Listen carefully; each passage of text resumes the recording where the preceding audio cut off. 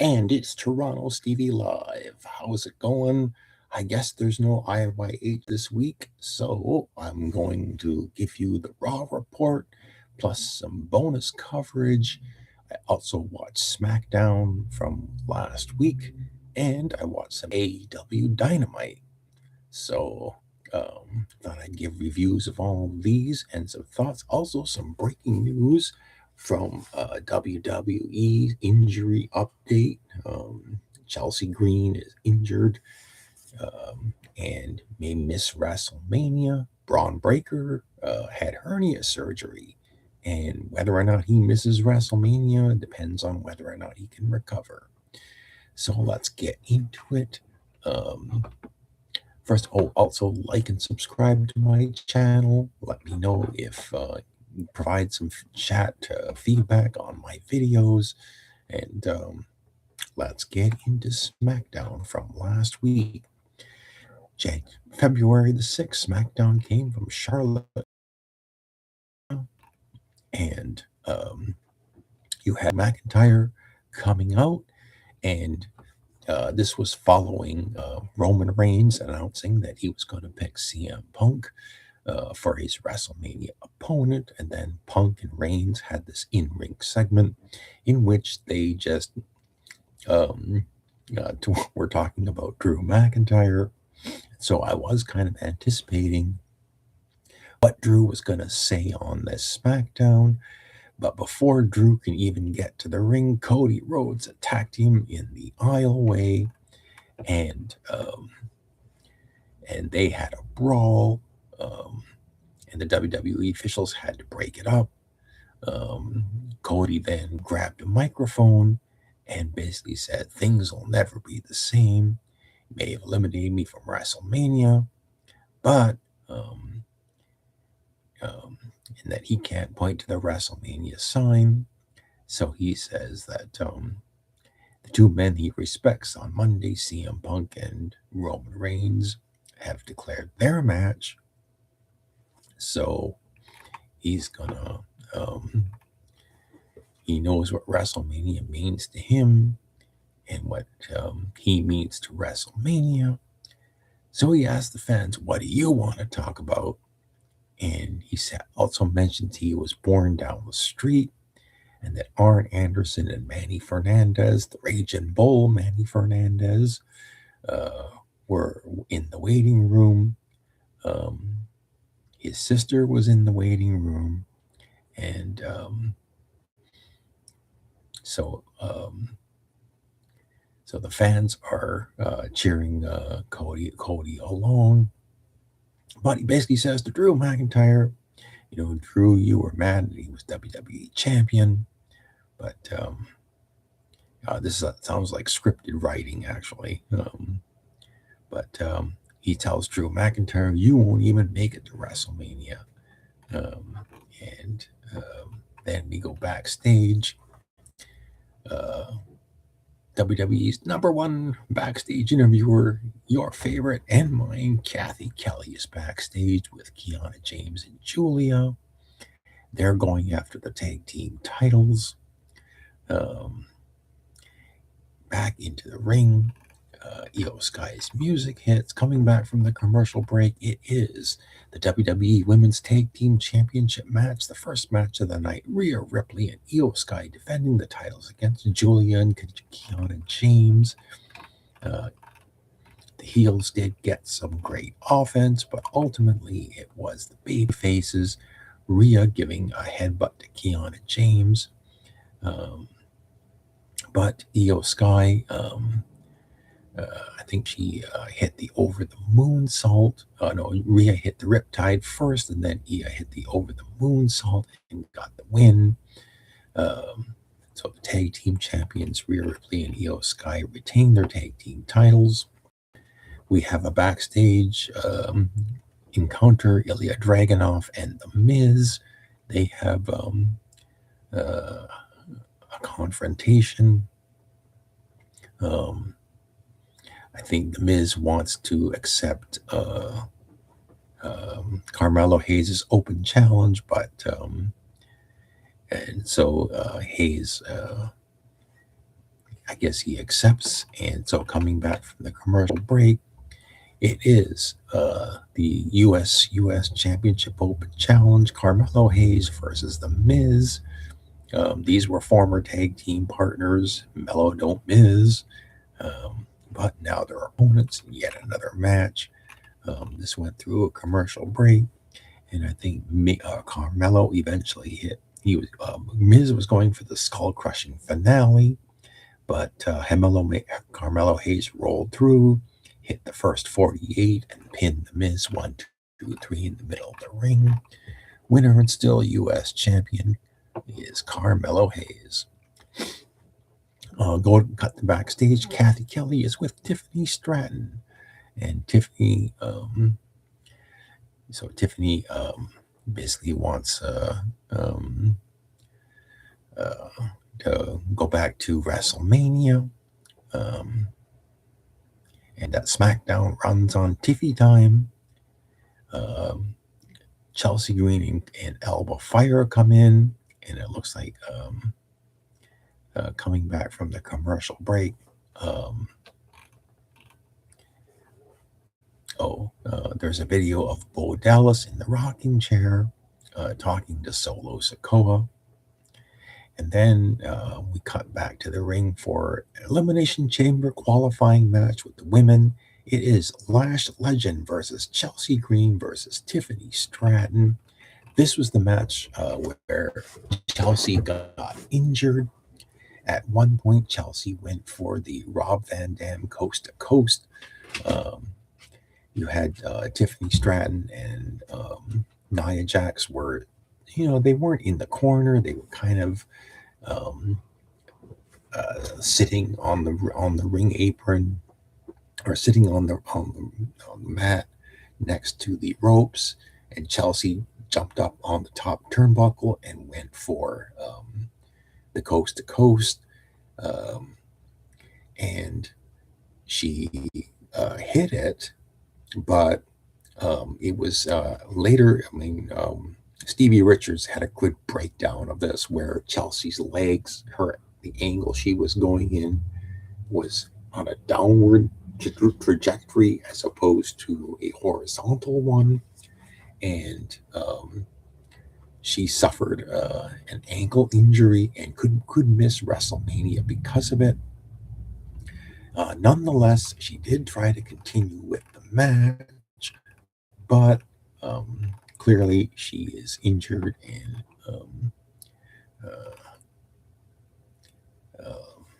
Tiffany Stratton eventually hit the prettiest moonsault and forever, and got the win, and she qualifies for the Elimination Chamber. Meanwhile, Chelsea Green had she, like I said, she had she broke her ankle, but she is probably maybe need surgery.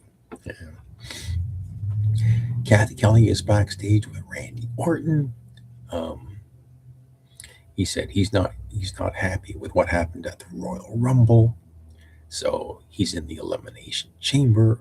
He wants to go into his 10th Elimination Chamber. And he's got a qualifying match in the main event tonight. Kit Wilson, so coming back from the commercial break, Kit Wilson gets in the ring, and he talks about a gun once more. He says, he talks about the Royal Rumble and said, "What I saw disgusted me. 30 chauvinistic pigs, toxic. Ugly meatheads, toxic. Sweating, routing, toxic. Temper tantrums, toxic." Just basically trying to get the word toxic over.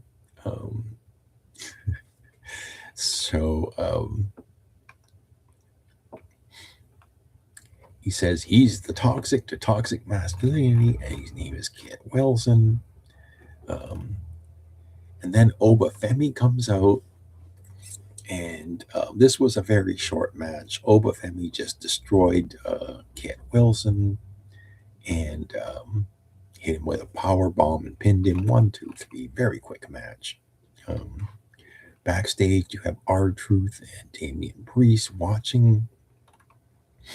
And there's a confrontation between Drew McIntyre and Damian Priest.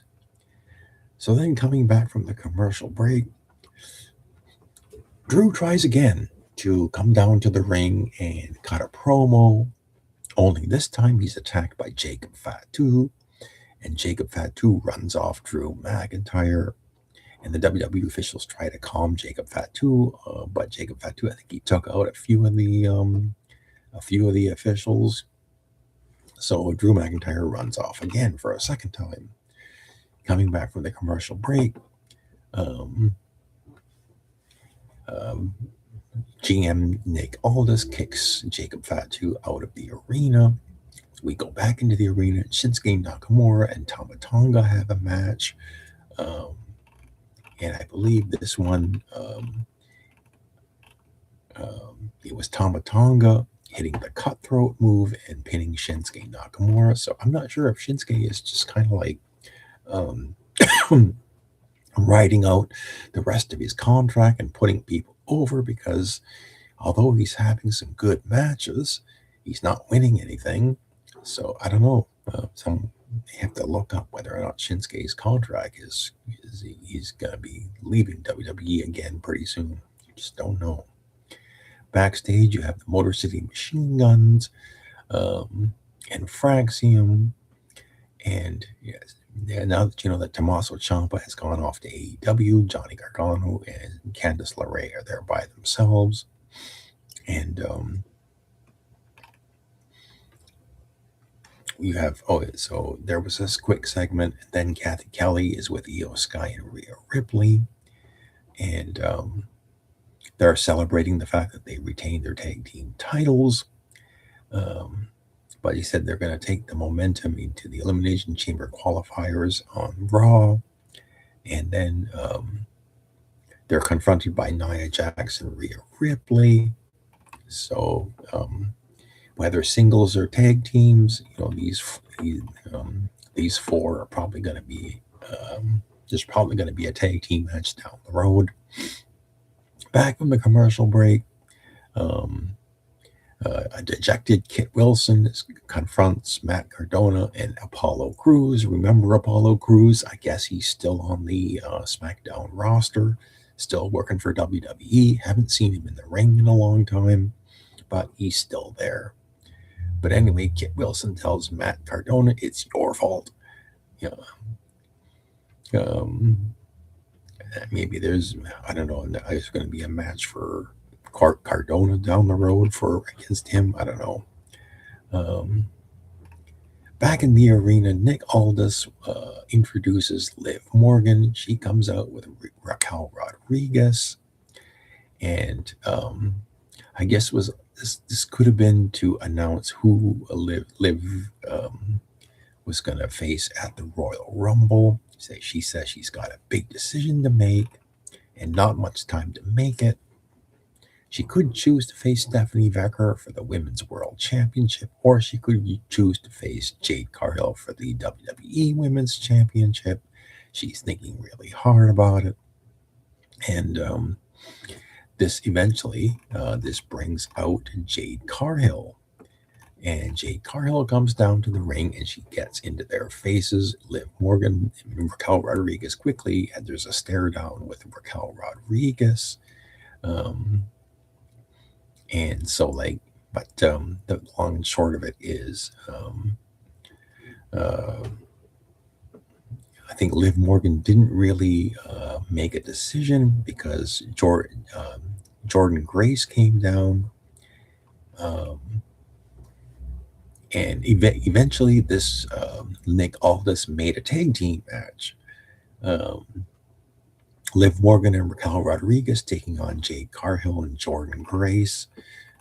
Even though Jordan Grace and Jade Cargill may face each other for the championship, this was another one of those can they get along tag teams that WWE is famous for doing. And actually, it was a pretty good tag team. Eventually, it ended with, I think Jordan Grace knocked Um, Jade Cargill. One of them had mistakenly attacked each other, but nonetheless, it was Jordan Grace. Um, I think rolled up Raquel Rodriguez to get the pin. Um, so I think it was Jordan. It was Jordan Grace who got the pinfall for this one. I can't seem to remember which one. I think it was. I think Jade Cargill was outside the ring. Yeah. So the baby faces won the match. And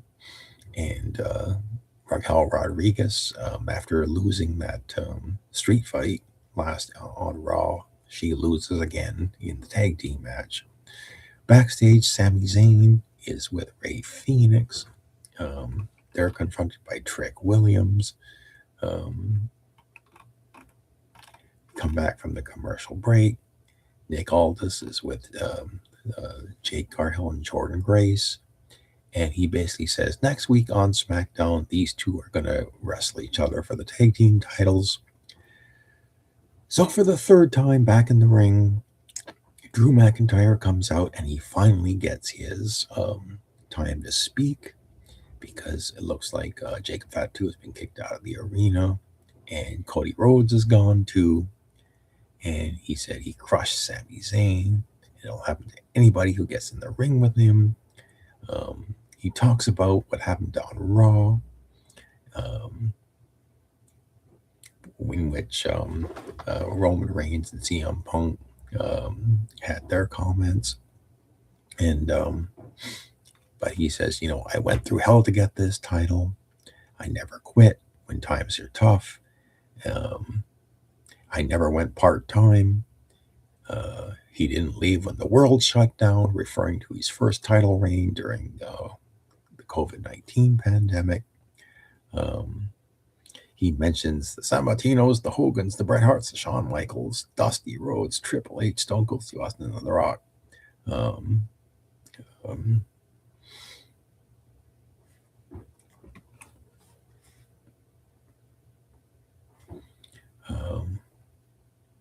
don't know why I don't know. I can't remember why he mentioned all these people's names. But he says he knows why Roman Reigns picked CM Punk. He has a 280-pound war machine and on the other, you've got a tattooed sociopath who is always one fall away from retiring. I guess referring to how fragile Punk can be.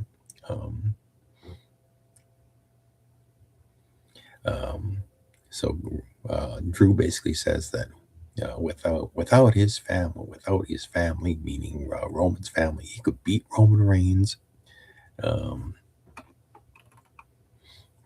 But he cuts his promo, and then I think he was going up the rampway when Trick Williams was coming out, and I guess this was a teaser to see what a Drew McIntyre possible Drew McIntyre Trick Williams match might be like, see what the fans might react to. And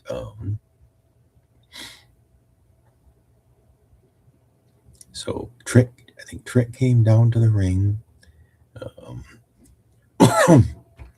He says, he thought he would come out and watch the main event, watch the qualifying match. And then it says it hit him that Drew is worried about the wrong things. Roman Reigns, CM Punk, Cody Rhodes, Jacob Fatu. And he tells him, you need to be worried about the future of the business. And he's talking about himself, Trick Williams. He's the man who'll take the title off him at WrestleMania. And Drew basically says, he said, step up, and Trick stepped up, kind of like, but he leaves to walk away. But he says, if you do this again, I'll stick those lemon pepper steppers up where the sun don't shine. So a quick confrontation between the two, just to test the waters to see how the fans would react. And then finally we get the main event, which is a triple threat match, qualifying match for Elimination Chamber. Randy Orton versus Solo Sikoa versus Aleister Black. Considering these three, um, is there any wonder who was going to win this match? And sure enough, these three had a great main event, went through a couple of commercial breaks, but ultimately it was Randy Orton. I think he hit Solo with the RKO and pinned him. So Randy Orton became the first person to qualify for the Elimination Chamber, men's Elimination Chamber qualifying match. Not surprising that he would be the one to.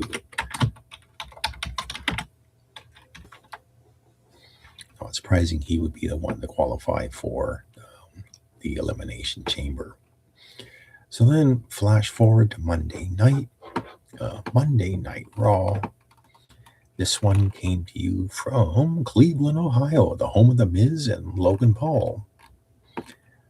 We had the pre-show arrivals. CM Punk was there with AJ Lee.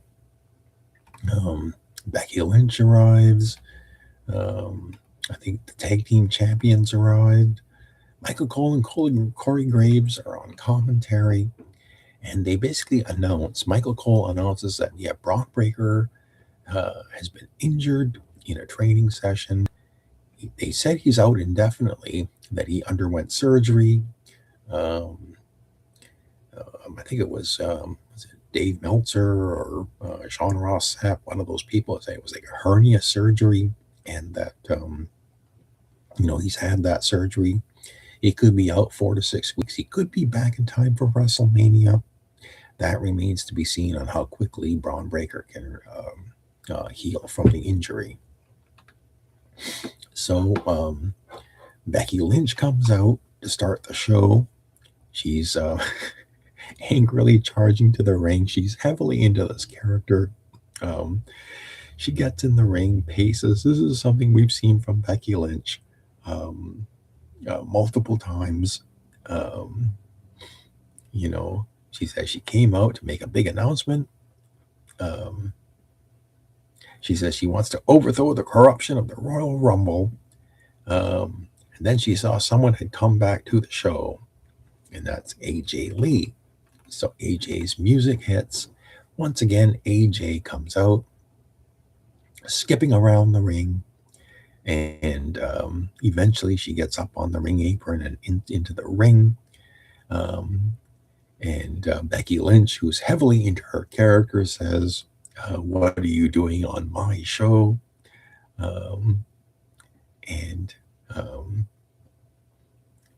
And AJ basically says, "Well, I'm not here for you, Becky. I'm here to support my girl, Maxine Dupree." And then she says, but she says she's going to go hang out in catering.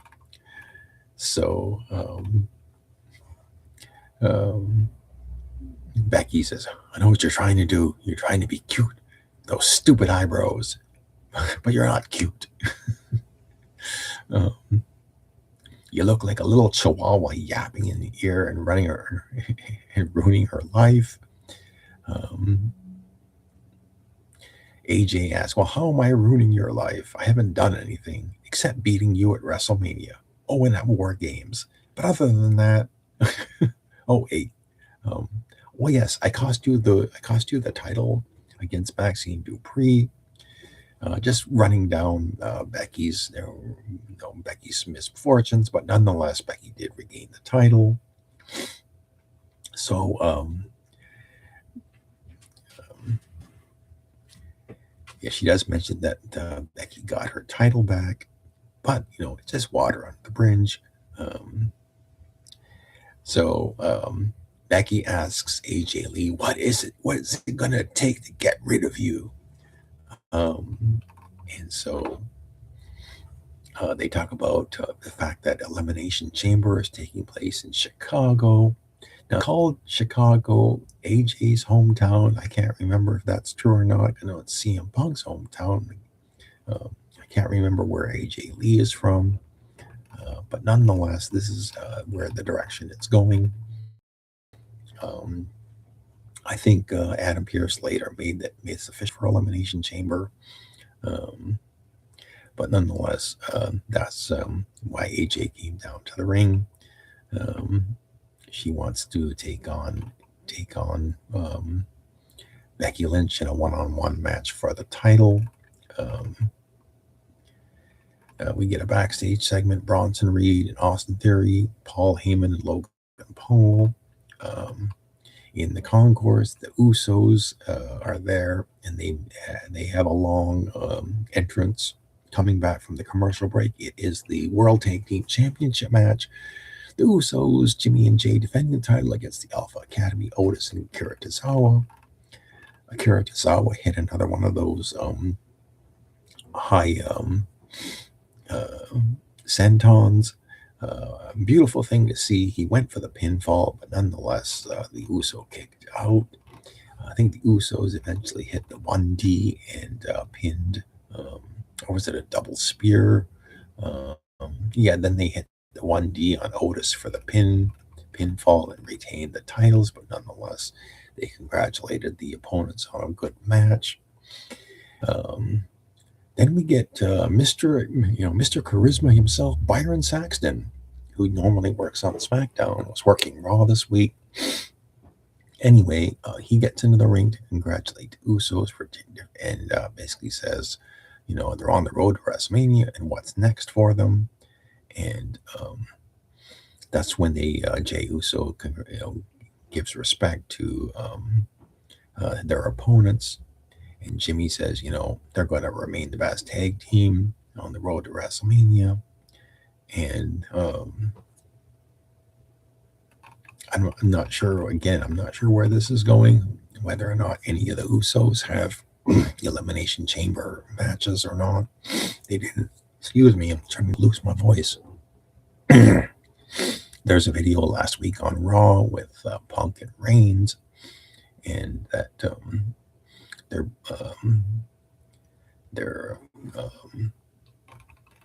gonna have that main event, probably night 2. Coming back for the commercial break, Liv Morgan, who was on SmackDown, now is on Raw. Once again, she's there with Dirty Dominic Mysterio. Before she can talk, Dirty Dom presents a bouquet of roses to Liv Morgan for Valentine's Day. And Liv basically says, she put Stephanie Becker and Jade Cargill on notice, and one of them will lose the title. So it's still kind of up in the air, the WrestleMania plans for Stephanie Becker and Jade Cargill. Really don't know where this is going because it's such a short period of time. Because usually whoever the Royal Rumble winner picks, the other team, the other champion their challenger will be decided at the Elimination Chamber. We haven't got a whole lot of time left. Stephanie Becker comes out and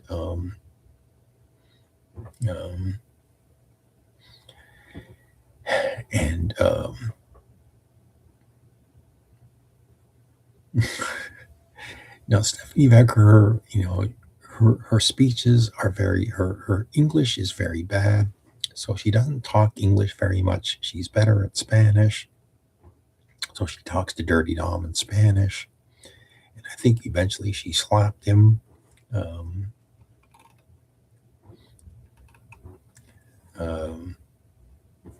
And then stormed up. Yeah, she slapped Dirty Dom in the face and slapped him. There's a Rhea Ripley video. And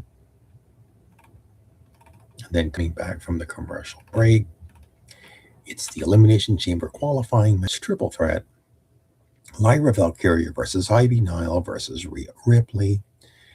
This was a sort of like a coming out party for Ivy Nile. She got a lot of offense in this. The shine was really on her, using a lot of power moves on both of her opponents. Went through a commercial break, but ultimately, I think it was Rhea Ripley hitting the Riptide on Lyra Valkyria. Pinned her 1, 2, 3. And so Rhea Ripley qualifies for the Women's Elimination Chamber match. Then we get Dirty Dominic Mysterio in the clubhouse with Liv Morgan and Raquel Rodriguez. Finn Balor is there. He says he's not done with CM Punk yet. So I don't know how he's going to figure into this world title picture, considering the main event of WrestleMania. He also mentions that he and JD McDonough may go after the tag team titles, the Usos, which that's probably a better fit for WrestleMania. Coming back from the commercial break, Michael Cole is interviewing CM Punk. But instead, Finn Balor comes down to the ring. He says he left CM Punk lying in the ring 2 weeks ago, and because of him,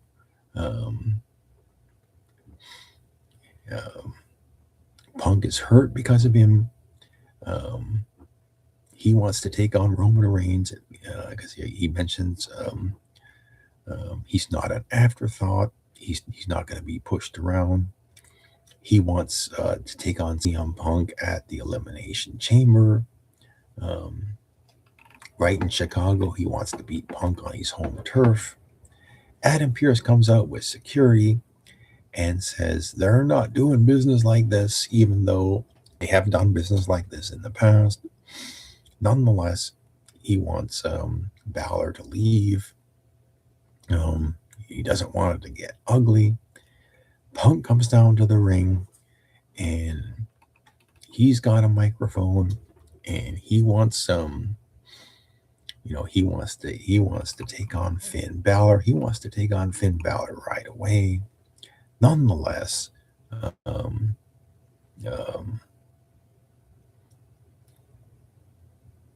or they can do it right there in Cleveland. But if you want to do it in Chicago, we'll do it in Chicago. But I think it was Pierce who says he doesn't want the WrestleMania main event put in jeopardy. Nonetheless, don't make me regret this. So he does eventually. Pierce basically says, "Don't make me regret this," and he makes Punk versus Balor official for Elimination Chamber.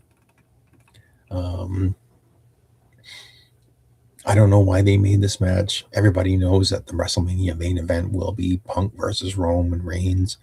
That's the money match for night 2. I can't possibly see Finn Balor winning Elimination Chamber. I would expect Punk to beat him again. Finally, Michael Cole comes back, and he basically says to Michael Cole, "You want to ask me a question?" So Michael Cole basically says, "Why would you jeopardize one of the greatest WrestleMania main events in history?" Punk says he's not jeopardizing anything. He's building and chasing something, and that something is greatness. Again, sounds like a scripted line. Nonetheless, he's a fighting champion. People deserve to see him every Monday night. He was champion for 434 days. He's trying to get better every day. He'll fight everybody to prove a point that he is the best in the world. Again, very scripted.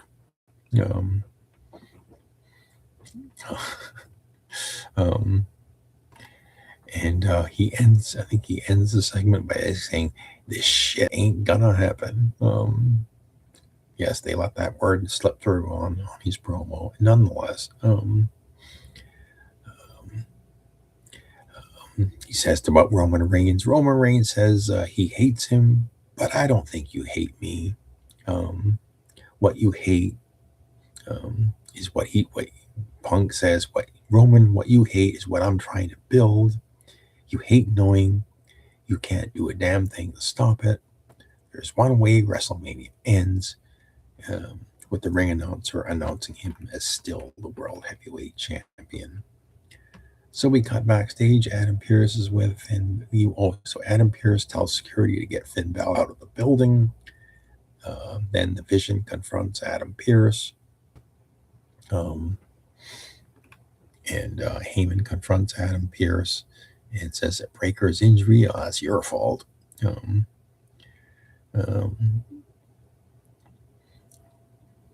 Pierce fires back, saying he knows that Braun Breaker is the future. No one wants him, and nobody wants him back faster than him. But he warns Heyman, don't make sure that the Vision don't get involved in the qualifying match that Austin Theory is involved in. So we come back from the commercial break, and we were going to get Natty Neidhart versus Maxine Dupree.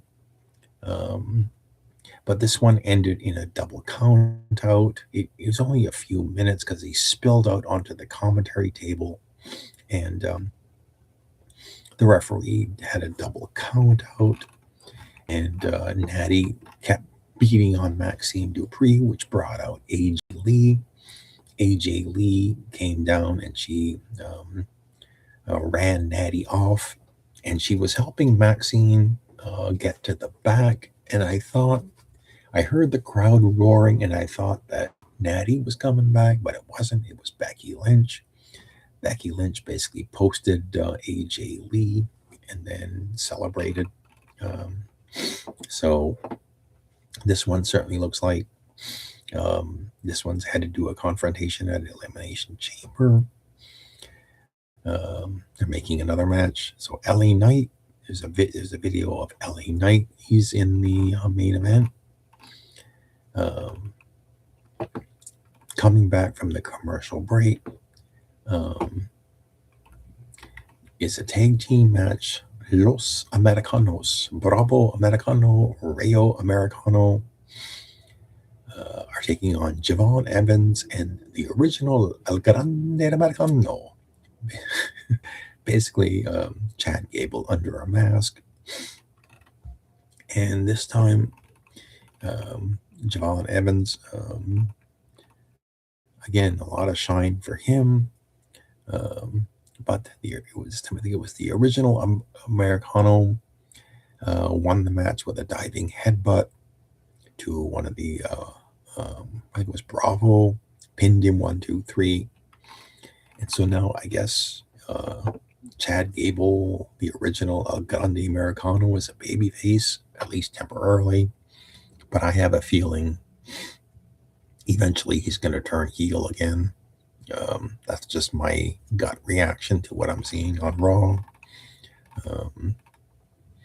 Coming back from the commercial break, there's a video of Obafemi, a replay of last week on Raw with Gunther, a backstage interview, Byron Saxton interviewing Gunther.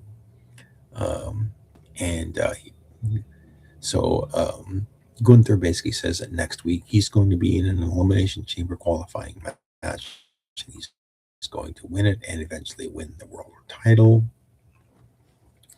There's a preview of next week on Raw, and that match is Gunther versus Dirty Dominic Mysterio versus Javon Evans. I fully expect Gunther to qualify for the Elimination Chamber. You're going to see Asuka versus Bayley versus Natty in another Women's Elimination Chamber match. I give the win to Natty of those three. Asuka is busy with the tag team division. Bayley and Lyra are too as well. So I think Natty should qualify for the Elimination Chamber. So finally we get to the main event of the evening. It is a triple threat match. Penta El Cerro Miedo versus Austin Theory versus L.A. Knight. Yeah. Excuse me. Trying to get my voice back. So this one went back and forth. Penta and Knight, Penta and Theory trying to get some help from Logan Paul and Big Bronson Reed. At one point they came down to the ring to help him out, but LA Knight went after both of them. Reed, at one point, Reed hit a tsunami on I think it was Penta. Yeah. And then Raw general manager Adam Pearce came down, and he basically ordered Reed and Paul to go to the back. And Theory hit LA Knight with the stomp, went for the pinfall, but Penta broke it up. And Theory, I think, at one, the Mystery Man came out and hit a super kick on Theory and a stomp on the floor. He then threw Theory back into the ring. And then Paul and Reed came back and chased off the Mystery Man, so we didn't find out who that was. But back in the ring, LA Knight came up and hit Austin Theory with the BFT, blunt force trauma, pinned him 1, 2, 3. So basically, LA Knight qualifies for the Elimination Chamber. He joins Randy Orton. That's 2 spots filled with 4 spots left. 1 person from Raw, 1 person from SmackDown. So that was Monday Night Raw. Very, I'll give it a thumbs up. I really enjoyed watching it. I thought the main event was pretty good. The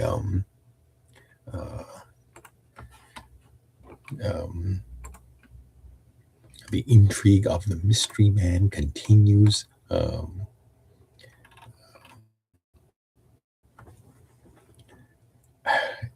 If you look at this person, he's very. It certainly could be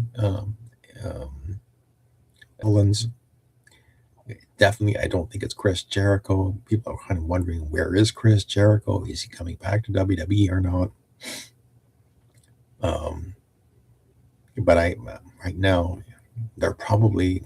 I'm guessing that the intention is it's supposed to be Seth Rollins. If it's someone other than Seth Rollins, it'll probably be as disappointing as Austin Theory was when he was the Mystery Man. So who knows? Now, I was fully expecting Jackie Jones to have an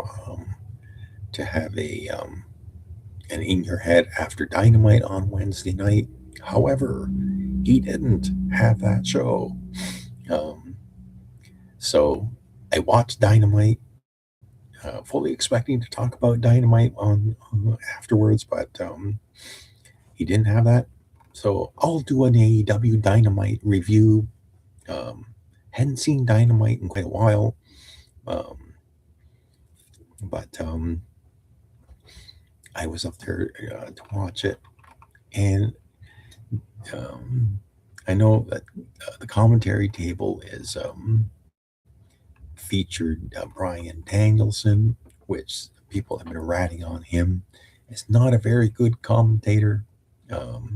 He is quiet most of the time when he maybe he's not the best. So Tony Schiavone's in the ring. He welcomes Kenny Omega. Big pop to Kenny. But Swerve Strickland comes out and there's apparently issues between these two. And Strickland looks at Omega, and I guess basically there's a confrontation between these two.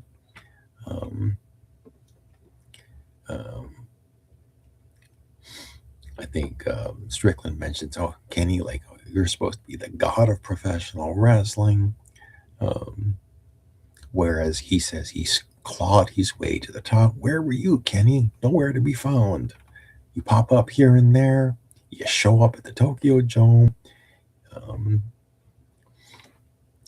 There was anarchy in the arena.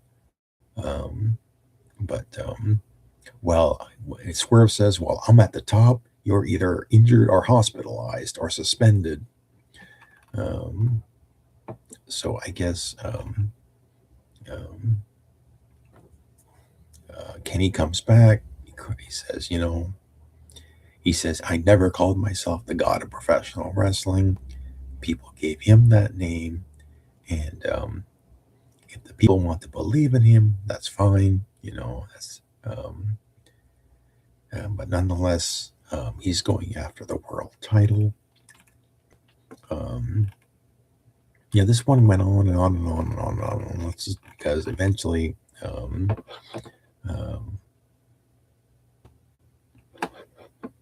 think eventually they had a brawl. Yes, they did. They brawled. The officials tried to break it up.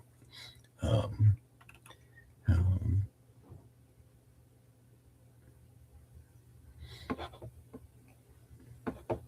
yeah, so the brawl went to the stage, and the officials eventually had to break it up. So, they hype up a TNT title match coming up later on the show. Kyle Fletcher versus Tommaso Ciampa. And so then the Death Riders come out.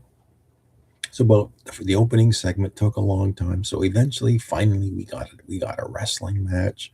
It was the Don Callis family of Mark Davis, Josh Alexander, and Takeshita taking on the Death Riders, John Moxley, Claudio Castagnelli, and Pac.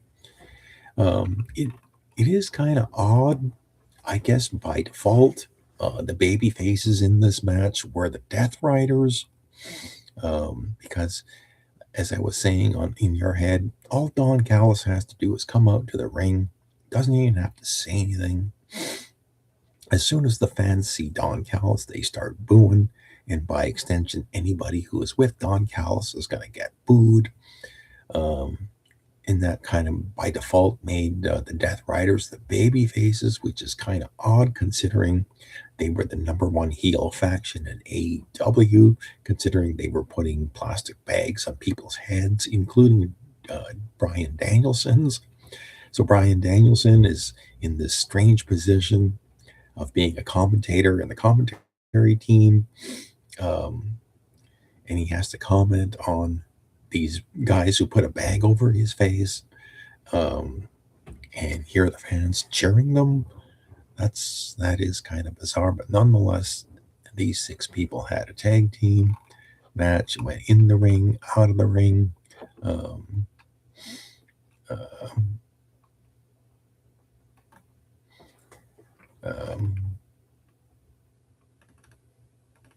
I think was it Takeshita?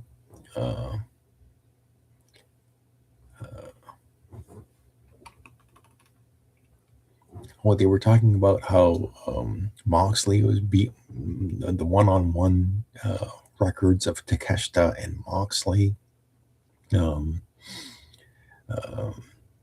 Moxley went for his DDT move, but it was eventually, I think it was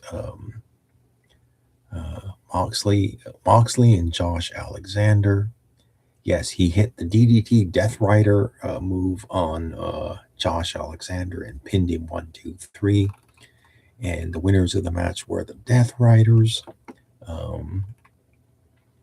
Then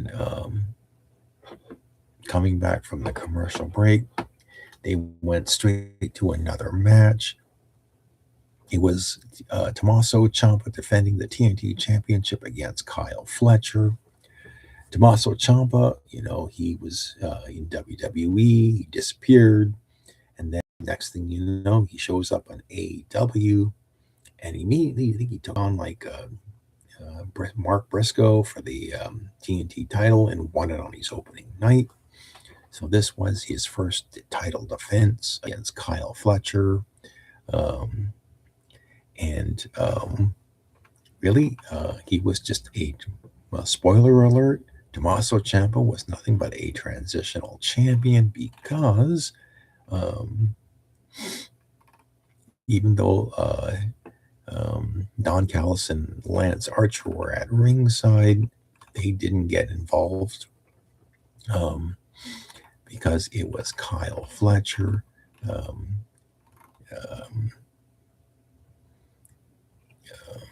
he hit the brain buster on Tommaso Ciampa and then just pinned him 1, 2, 3.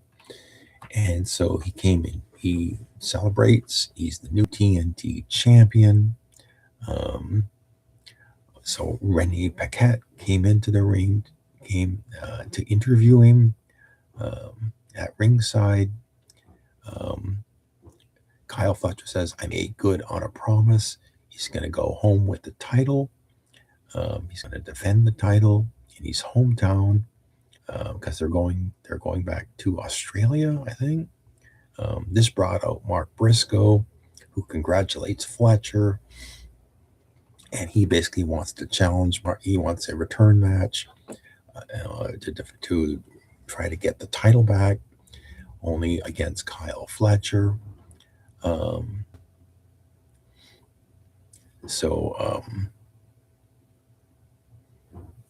Mark Briscoe. So eventually, he wants this match to be a ladder match for the title. So I'm not sure if they made that official later on. I'll check my notes here. Commentary then talks about the AEW Women's Tag Team title match set for Australia. The Babes of Wrath. There was a Babes of Wrath thing there. Back at ringside, Daniel Garcia coming down to the ring.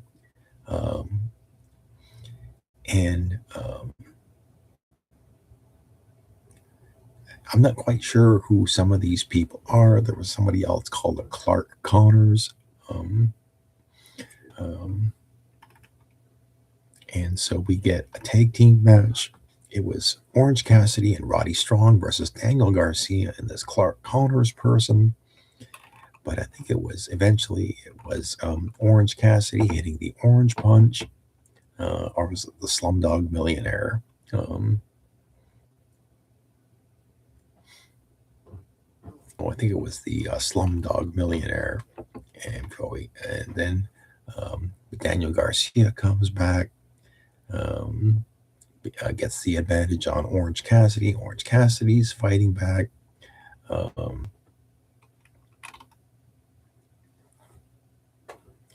So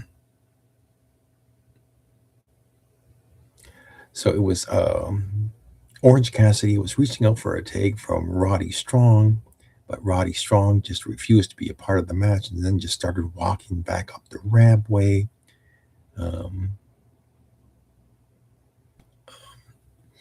So he basically left Orange Cassidy by himself. And then I think it was Darby Allin, who just kind of appeared out of nowhere, and he was taking out Clark Connors. And Orange Cassidy managed to, it was a roll up, and it looked like both guys were pinned. And I guess it was Orange Cassidy who got the win. I was a little confused in this because it did look like both guys were pinned. And when the 3 count was pinned, I wasn't quite sure who won the match. I actually thought that Daniel Garcia pinned Orange Cassidy. But nonetheless, the referee said no, it was Orange Cassidy winning. So immediately, the camera cuts to Toni Storm in the crowd. And she's talking about a mixed tag team match at Grand Slam Australia, in which the losers get their heads shaved bald. And I guess it's Wheeler Yuta and Marina Shafir versus Orange Cassidy and Toni Storm. But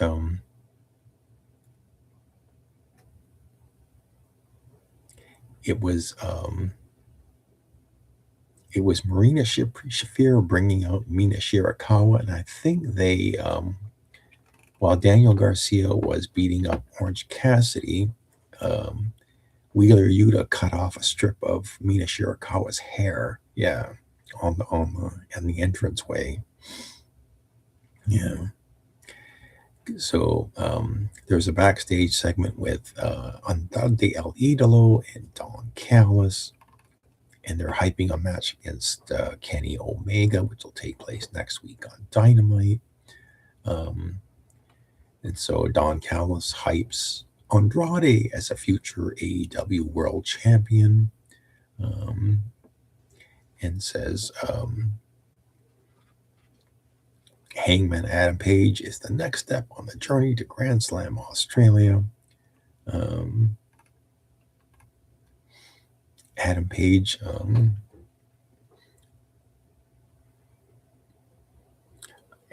basically says he's going to beat Andrade, and he's the one who's going to be who's going to be becoming world champion. Coming back from the commercial break, we get Jet Speed. It was this the big tag team, the triple threat tag team match. Yeah, it was a number one contenders triple threat tag team match. The Rascals, Desmond Xavier and Myron Reed versus the Young Bucks versus Private Party. So the Rascals get some offense, but it was the Young Bucks. I guess the Young Bucks are now baby faces, or maybe they've just been around for such a long time. Now they're yeah. But nonetheless, the Young Bucks hit the Meltzer driver on Myron Reed, and I believe it was they're the ones who got the win. And so they're the number one contenders for the tag team titles. So I guess it's going to be the Young Bucks challenging as FTR for the tag team titles. Yeah.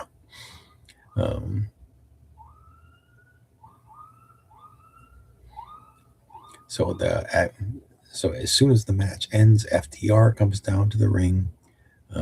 They cut a promo on the Young Bucks. Not sure, did this one break down into a brawl, or did they just maybe they just walked off? Yeah. Coming back from the commercial break, is MJF.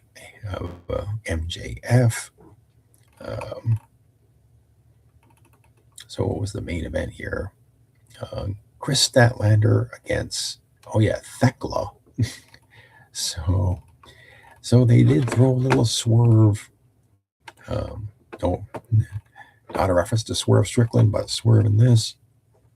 In the main event for the women's title, because Dynamite goes off the air with a brand new AEW Women's World Champion, Thekla.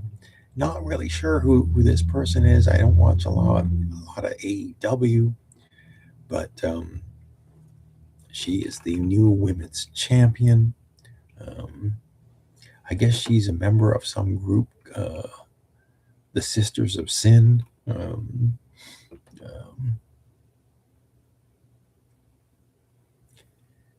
So that was AEW Dynamite. Nonetheless, a lot of wrestling this week. Watched a lot of wrestling. But I did want to touch on the injuries.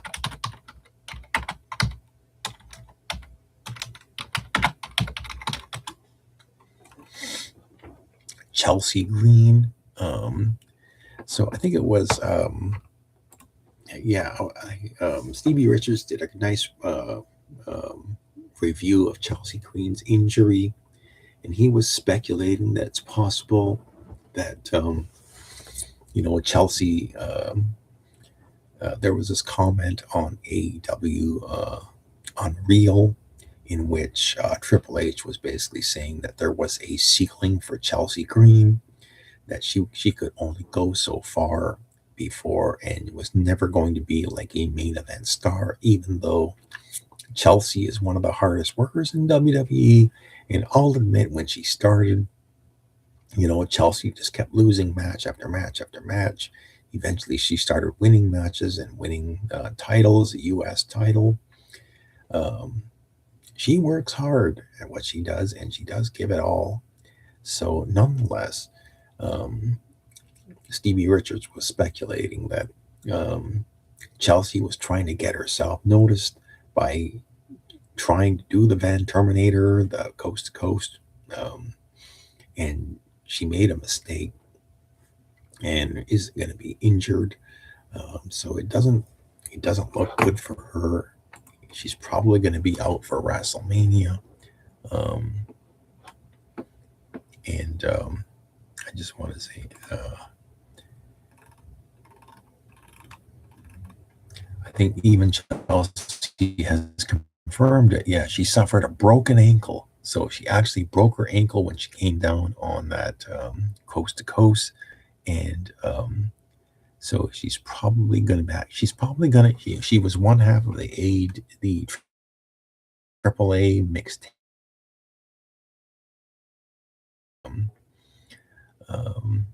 Ethan Page. So she's probably going to have to give up that title because a broken ankle. She's going to be out for a long time. She's going to miss WrestleMania. So that was pretty bad. But nonetheless,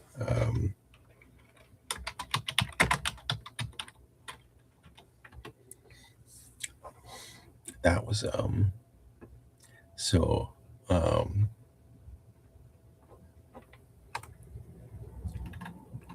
let's go to Braun Breaker. Braun Breaker had hernia surgery so that so this is I've never had a hernia, so I don't know what the recovery time is because he had it on Sunday. But WWE, they're confident, I guess WWE is optimistic that he might be back in time because WrestleMania will be on between April the 18th and 19th. So it's now February the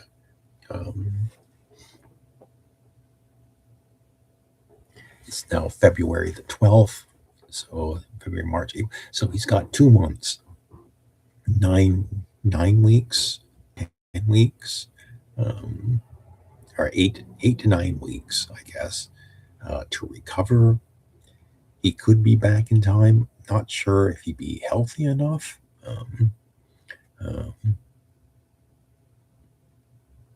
In the stomach area.